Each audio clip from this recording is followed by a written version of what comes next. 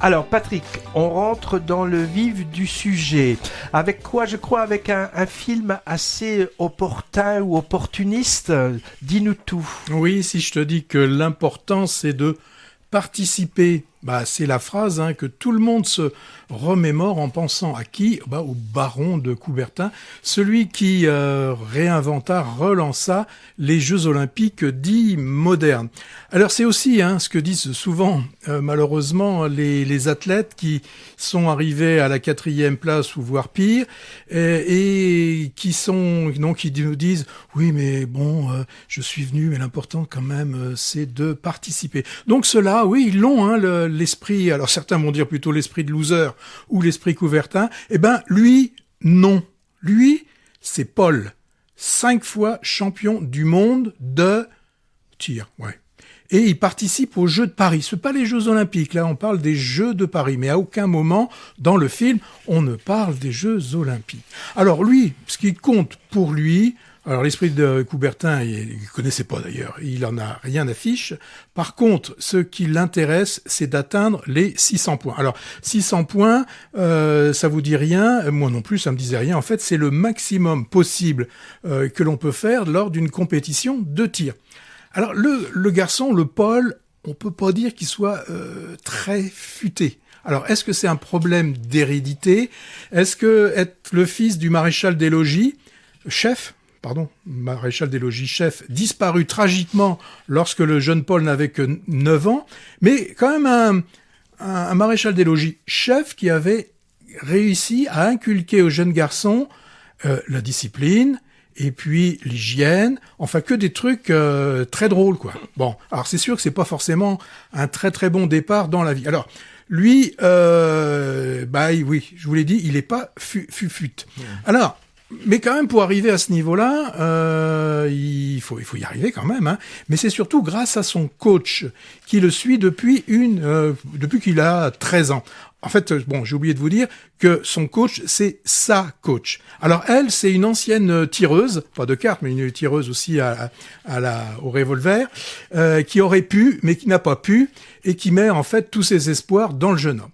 Alors, le jeune homme, il est assez méconnaissable, même Hervé l'avait pas reconnu, si vous étiez obligé de lui dire, c'est Benjamin Voisin. Alors, rien à voir, souvenez-vous, avec le fringant jeune homme des Illusions perdues, il y a 2 ans. Là, il a les cheveux en arrière, il a un bouc très gendarme, enfin, je parle le bouc, le système pileux, donc très gendarme, il a vraiment une piètre figure, le pauvre Benjamin. On sent quand même, il a cassé complètement son image, il a dû prendre du plaisir à entrer dans le rôle. Lui, il a pris plaisir, lui. Nous, peut-être pas. Enfin bon, le coach, c'est Emmanuelle Berco. Elle est pas, le rôle qu'elle a, on peut pas dire non plus qu'elle soit fringante, la jeune dame. Alors, il y a un très bon point pour ce film. Le très bon point, il dure 1h20. Donc ça, c'est déjà un avantage parce que il nous est présenté comme une comédie. Alors, normalement, on est censé, dans une comédie, rire ou au moins sourire. En ce qui me concerne, hormis la première scène du jeune Paul atteint d'une mononucléose, et vous verrez, si vous allez voir le film, pourquoi il a eu cette mononucléose, là, on le retrouve avec un visage et une langue digne de celle un peu de l'exorciste. Ça donne à peu près ça. Donc ça, c'est drôle. Autrement, les gags, il tombe à plat. On sait dès le début comment ça va se terminer. Ça, on est à peu près sûr. Forcément, quand il y a un gars qui est niais au début, il va se déniaiser. Ça, on est sûr. Il va découvrir des tentations sensuelles, voire sexuelles. Il va découvrir l'alcool, les produits illicites, etc., etc. Moi, c'est un film de patronage. On se moque un petit peu de ces jeux qui sont pourris par l'argent. On se moque des journalistes qui ne laissent pas les sportifs s'exprimer, qui sont toujours en plein à se moquer. Moi, je me souviens, il y a quelques années, quand les Inconnus nous faisaient leur sketch, c'était vraiment d'un autre niveau et c'était 20 fois plus drôle que dans ce film. Pas d'accord. Bon, alors aussi, c'est très drôle, la ministre des Sports, lorsqu'elle elle parle du biathlon, elle dit « Ah oui, c'est là où il y a de la neige et de la chasse. » Oui, c'est très très drôle. Et puis, voilà. Alors moi, j'ai lu quand même un endroit, je me suis dit, je suis le seul à être comme ça. Quand j'ai lu « Oscillant entre burlesque et dialogue cinglant, l'esprit Coubertin s'amuse ainsi de la vie à la fois physique et psychique de cette figure de sportif ridicule. Ouais, alors je pense, soit j'ai pas vu le même film, alors j'ai pas pu échanger avec des spectateurs dans la salle parce que on va échanger après. J'étais tout seul.